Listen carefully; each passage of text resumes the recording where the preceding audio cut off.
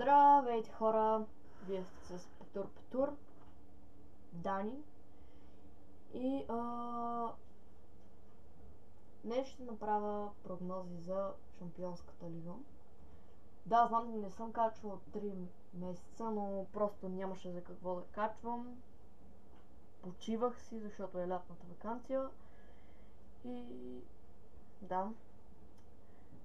Сега излезнаха групите от Лига Европа, Лига на конференциите и Шампионската лига. Първо ще направя на Шампионската лига.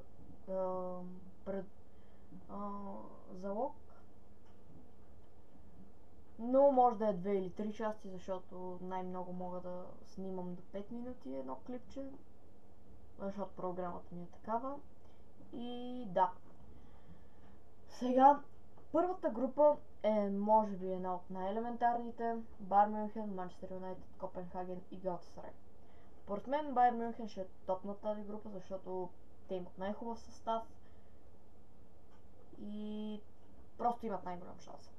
За второ и трето място след малко ще говоря, а сега за четвърто смятам, че ще завърши Копенхаген, защото те нямат чак толкова добри футболисти. Играят добре, но няма как да бият толкова, чак да се класират за продължението. Кой знае, може и да продължат, но аз залагам, че няма. Но за второ и трето място вече е малко трудно, защото Манчестър Юнайтед, половината им отбор е ранен, аутса.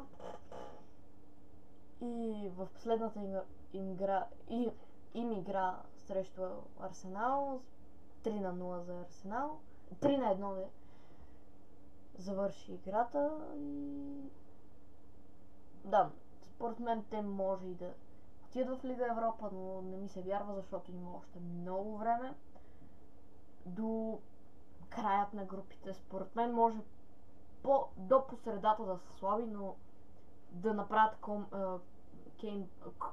забравих думата, да се върнат и да завършат на второ място, а Галатасарай на трето. Това беше прогнозата ми за първата група. 2 минути и 30 секунди. Много.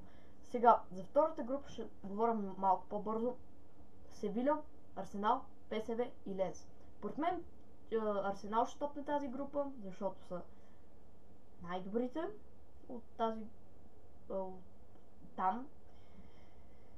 И завършиха втори във Висшата лига миналата година и миналия сезон, И да, за второ място е малко трудно, но според мен Севиля, защото купиха Серхио Рамос и той ще им помогне. Няма да е като преди, като на Реал Мадрид, както им помагаше, но пак ще им помогне малко.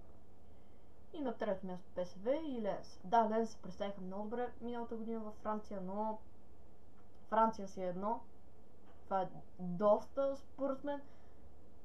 Не бих казал слаба, но не е нещо супер силна лига. И да, група Е. Не знам къде е група С, но... да. Мисля, че... Да, група С. Наполи, Реал Мадрид, Прага и Юнион Берлин. Според мен Наполи ще топнат тази група. Защото те имат много добър състав, ще бият Прага и Юнион Берлин, но според мен ще направят една загуба срещу Реал Мадрид задължително.